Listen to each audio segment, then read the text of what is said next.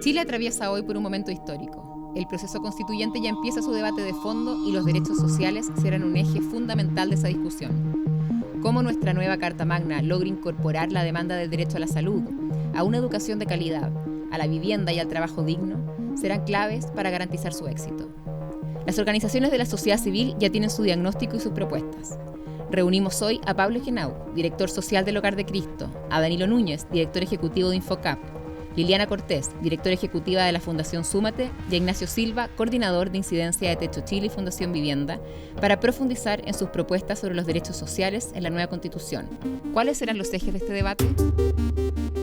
Los temas de pobreza y sobre todo pobreza extrema son temas maltratados, olvidados, abordados de manera masiva, sin estándares, con bajo financiamiento, sin perspectiva de inclusión social, paliativo, en términos de la mirada histórica tradicional de todos los gobiernos de los cuales yo tengo conciencia. Esperamos, sin embargo, hay un anhelo que esta reflexión que ha tenido Chile y que está teniendo abra las puertas para hacer una reflexión más profunda en esto. Yo creo que Chile, complementando lo que dice Paulo, hace mucho tiempo que no conversa. Y yo creo que eso es muy relevante ponerlo sobre la mesa, ¿ya? El diálogo, siempre creemos que tienen que haber varios Chiles, y hoy día cuando estamos escribiendo la Constitución estamos hablando de que queremos construir un Chile para todas estas personas, para todas las personas que viven acá. Entonces hay muchas piedras en el zapato, porque una de ellas es que no reconocemos la diversidad de este país. Y yo creo que ahí hay las distintas personas que viven en Chile necesitan verse reflejadas en esa Constitución, y ahí yo creo que está uno de los principales desafíos que tenemos para adelante. Hay dos barreras o dos brechas que van a ser fundamentales en este proceso. Una, yo creo que es la mantención del status quo. O sea, si queremos organizar el país de manera distinta, también va a ser necesario ceder cuotas de poder, y eso significa ceder cuotas de poder político, es decir, involucrar más actores en la toma de decisiones políticas, y también ceder cuotas de poder económico, y eso obviamente va a generar discusiones que van a ser complejas, pero es que esperamos se puedan solucionar de buena forma. Y el otro tema que yo veo como un desafío importante es la inclusión y la participación. La Convención ya ha dado muestra de querer involucrar a la ciudadanía de manera activa en este proceso, pero ahora viene esta etapa fundamental, que es la redacción de la nueva Constitución, y cómo la ciudadanía, y no solo la ciudadanía organizada, sino que también ciertos sectores que generalmente no participan de este proceso también puedan hacerse parte. Es importante saber que la sociedad civil en su conjunto debe incorporarse en este debate. Soy bien optimista en lo que vamos a hacer. Creo que hay nuevas generaciones que nos han marcado un derrotero en el sentido de ampliar la perspectiva, la visión y debate. Por lo tanto, lo que viene hacia adelante es ampliar esta escucha, estos debates, y efectivamente incorporar fuertemente a lo que es la sociedad civil en su conjunto. A ver, yo creo que en eso tenemos un desafío importante, primero de reconocimiento de esta multidimensionalidad. O sea, la vida cotidiana de una persona que vive en Chile tiene estas múltiples dimensiones. Y eso yo creo que es importante que siempre estén conectadas unas con otras. No es solo el derecho a la salud, o solo el derecho a la vivienda, o solo el derecho a la educación. Y ahí yo creo que en términos de redacción hay un desafío de lograr que estén todas concatenadas, de que desde en la medida que estén todas resueltas, en la medida que todos tienen la posibilidad de acceder y ejercer cada uno de esos derechos, tenemos bienestar.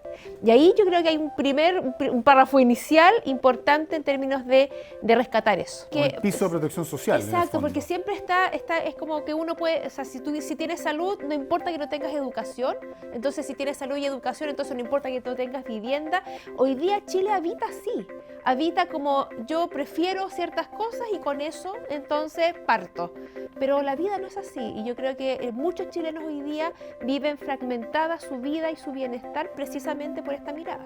Y por otro lado, yo creo que es importante establecer estándares mínimos de dignidad para trabajadores, trabajadoras, hombres, mujeres, la sociedad en su conjunto, y en base a articulados bien explícitos, ¿ya? Porque muchas veces las constituciones, cuando no son explícitas, da para todo.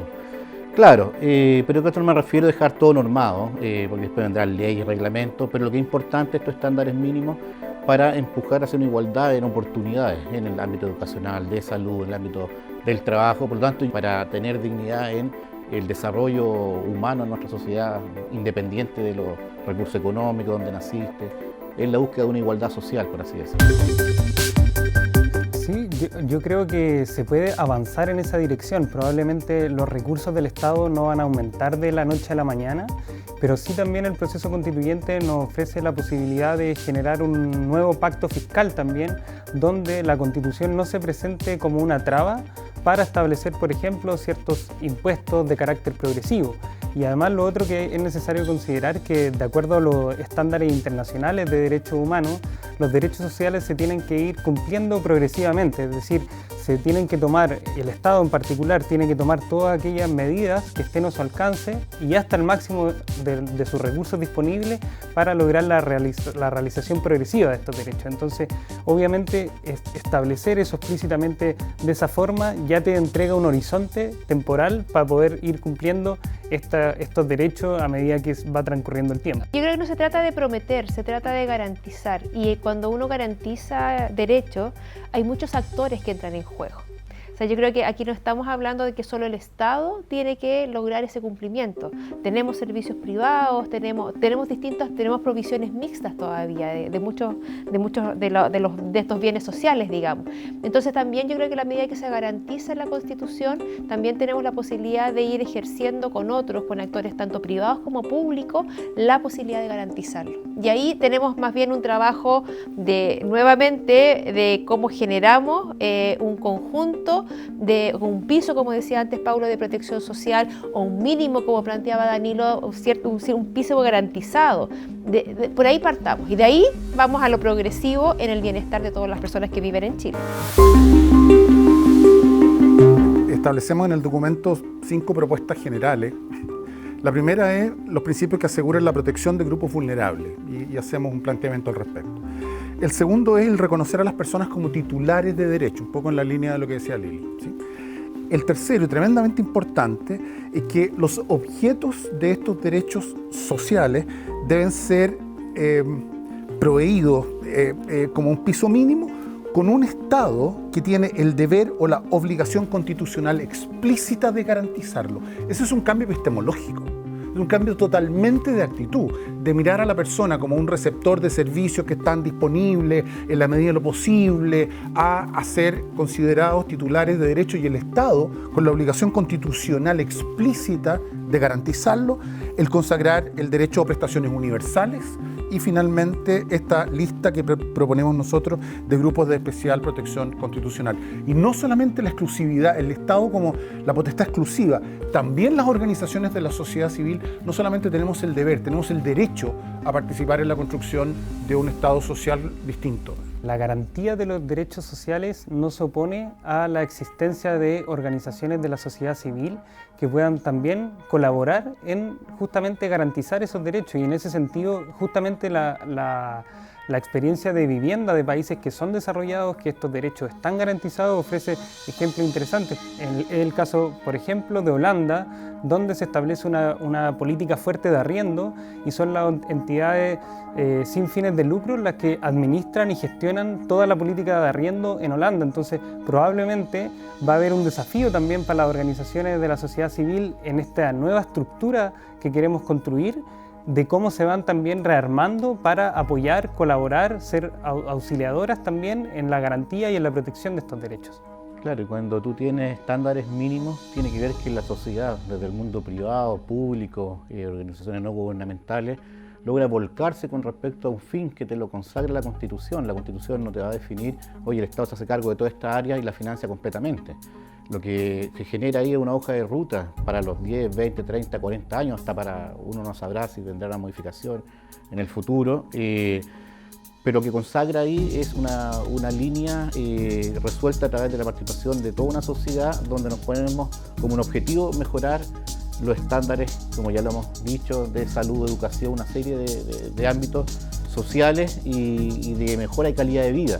Y para eso es la sociedad en su conjunto, porque vendrán gobiernos, distintas coaliciones políticas, como es la sociedad. Pero cuando tenemos una hoja de ruta como país definida, es empujar a toda la sociedad en su conjunto para esos objetivos. Que pueda lucrar, creo que no, sí que puede aportar. Y yo creo que en eso hay está la posibilidad de ir construyendo, y ahí creo que nosotros también desde Constitución y Pobreza hemos hecho una mirada territorial. Yo creo que toda empresa, todos los que estamos, digamos, en el mundo privado, la sociedad civil también está en el mundo privado, tiene un primer deber que es con el entorno en el que está. Y en ese sentido creo que desde ahí se puede aportar, se puede generar, como decía Paulo antes, colaboración. Nuestro rol debe cambiar, tanto el de la sociedad civil, pero también el de la empresa privada, también el de los ciudadanos también, organizados en términos más comunitarios. Todos hoy día tenemos un rol que cumplir, pero eso es no en términos de competencia, sino que en términos de colaboración. ¿Qué es lo que ha pasado históricamente en Chile? Es que nosotros hace muchos años estamos en una lógica de competencia. Entonces, una ONG compite con la otra por un fondo público. Eso no puede pasar. Todos tenemos un espacio en función de lo que queremos resolver. No puede ser que una empresa compita con algo en el Estado, en un territorio particular. Entonces, yo creo que más bien, más que para ir buscando cuál va a ser el espacio en donde todos podemos habitar, creo que hay que salir de lógicas de la competencia, entrar en lógicas de colaboración y sobre todo pensando en los territorios donde cada uno está. Absolutamente. Creemos que eso es básico, fundamental. Si tú miras lo que nosotros hacemos en el documento, es mostrar las brechas que existen entre estos sistemas paralelos, público y privado, con las desigualdades más inaceptables. El estado de bienestar, de salud mental y físico, no solamente la superación de la enfermedad, de bienestar, es esencial y fundamental, como es la vivienda, para poder emprender cualquier tipo de desarrollo fundamental en la vida de los seres humanos. Cuando eso se ve tensionado, dificultado, carenciado, lentificado en términos de su oportunidad, de su calidad, la vida se nos derrumba. Es cuestión de empatizar un poquito con los momentos en que hemos estado enfermos. Y planteamos nosotros entonces eso. Yo creo que ese es el piso fundamental. Claro, lo que pasa es que la Constitución no va a definir un salario, porque esto está sometido a distintos indicadores o variables. Lo que sí tiene que definir cuando nosotros hablamos de mínimos garantizados, para efecto que los trabajadores y trabajadoras tengan igualdad de oportunidades, tiene que ver con que si bien no se define un valor único o valor salarial, sí definir previamente cuánto es lo que requiere una familia, una persona para desarrollarse y vivir con ciertas mejoras o a lo menos que tenga una vida digna. O sea, no es un valor definido salarial, tiene que ver también con el Estado, cómo se involucra en el tema de la salud, educación, de tal manera que todo eso sea complemento para aquel trabajador que no solamente defina su salario, que con ese salario tiene que definir el futuro de su hijo, de su familia, salud, educación, alimentación, sino va todo en su conjunto. Si uno mira las estadísticas hoy, la pobreza del 2020, digamos, para una familia de 3 personas, el ingreso para no estar en pobreza supera levemente los 375.000 pesos mensuales. La pelea que nosotros como organizaciones de la sociedad civil dimos por décadas era que necesitábamos salir de la trampa del tema del ingreso monetario y pasar a tener esta concepción de la multidimensionalidad. Y ahí hay aspiraciones, Anto. Finalmente tú me dices, una familia de 3 personas con 375.000 pesos vive dignamente, evidentemente que no.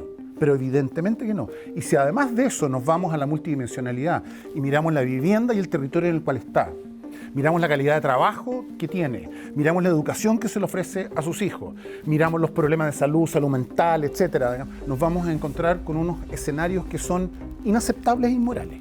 Por lo tanto, insisto, tenemos que hacer esta mirada mucho más compleja como para decir, bueno, ¿cuánto de estos 375.000 pesos debería aumentar para una familia, pero además acompañarla de todos estos otros elementos que son fundamentales? Que no es lo mismo gastar 375.000 pesos en arriendo, alimentación, salud, educación, que para poder mejorar tu bienestar, porque lo otro está resuelto. Hay que salir de esa trampa, como plantea Paulo, porque si no, nunca vamos a avanzar en estos pisos mínimos y sobre todo en esta mirada multidimensional del bienestar. Muchas veces se entienden como cosas totalmente separadas las constituciones de las políticas públicas. Y es verdad que son caminos que se tienen que seguir transitando paralelamente, pero muchas veces lo que las constituciones hacen es también impulsar las políticas públicas. Y eso es porque, por ejemplo, reconocen el derecho a la vivienda, pero también establecen mandatos específicos a los poderes públicos, al poder legislativo, por ejemplo, para regular la utilización del suelo de acuerdo al interés general, para asegurar viviendas dignas a toda la población, y eso lo ha hecho la Constitución de España, lo ha hecho la Constitución de Colombia, lo ha hecho la Constitución de Portugal. Entonces tenemos que también tomar esas experiencias para ver cómo la utilización del territorio también puede responder a esa necesidad que actualmente están viviendo más de 500.000 hogares en nuestro país. Nosotros hablamos de la preeminencia de la educación pública, y eso que es algo importante que se empiece a garantizar, que esté explícitamente en la Constitución. Sobre todo para que se dé una señal y para que ese piso de calidad del que estamos hablando pueda ser para todo el territorio. Ya hoy día yo creo que tenemos una provisión mixta de educación, y eso puede continuar, y eso está bien, sin lucro. Eso ya es algo que se resolvió en nuestro país hace unos años atrás, pero lo que hoy día falta es agregar nuevos principios de lo que entendemos como educación, en términos de calidad, de integración, de aceptación de la diversidad, tolerancia, de interculturalidad, porque todos esos elementos no están. Entonces, en la medida que la educación pública, que haya una señal de la preeminencia de la educación pública y que tenga todos estos principios, podríamos recién empezar a apostar porque la educación de este país sea equitativa y de verdad de oportunidades desde en todos los territorios, en colegios grandes y pequeños, rurales y urbanos, y con la posibilidad de generar ciudadanos que apuesten, digamos, en ese sentido por la cohesión social. Eso sabemos, y eso yo creo que es algo importantísimo declarar. La educación el derecho a la educación es habilitante de otros derechos. Entonces, en la medida que cada niño, cada niña, cada joven puede vivir esa experiencia, también tenemos la posibilidad de tener un país más cohesionado y a muchas personas más participando, protagonistas de la sociedad y no como meros espectadores o receptores de bienestar. Es súper importante el tema que nosotros tenemos 5 millones de adultos mayores sin cuarto medio, que es una cifra súper oculta, pero explica mucho lo que ha sucedido también en nuestro país. 5 millones de adultos sin educación media significa que son 5 millones de chilenos que no pueden acceder a trabajos formales, en primer lugar, porque te piden cuarto medio, segundo, por el propio nivel de educación, y no nos hacemos cargo de aquello. Por lo tanto, el tema laboral, educacional, va súper ligado. Y hemos tenido muchos problemas para poder entender que sistemas como, por ejemplo, el educativo, tiene que ser capaz de garantizarse a pesar de dificultades y problemas que los niños y las niñas que nacen en esos territorios puedan generar. Todo este mal llamado desertor escolar, que es un pésimo concepto, porque lo que hace es colocar la responsabilidad fundamental en el niño y la niña, como diciendo, esta es una persona que de manera autónoma tomó la decisión de abandonar que algo que le hacía bien por el de la inclusión y la exclusión escolar. Después tiene que haber una apertura también para incluirlos a todos, particularmente aquellos que nacen y crecen en pobreza. Los derechos sociales serán una pieza clave en la discusión constitucional, y las organizaciones de la sociedad civil, principalmente las que trabajan con pobreza y con la población más excluida, tienen mucho que decir. Lograr un piso de protección social donde se ponga al centro a la persona como titular de derechos y bajo principios de dignidad humana, libertad, igualdad, no discriminación, solidaridad y justicia social es la base de la propuesta de estas organizaciones.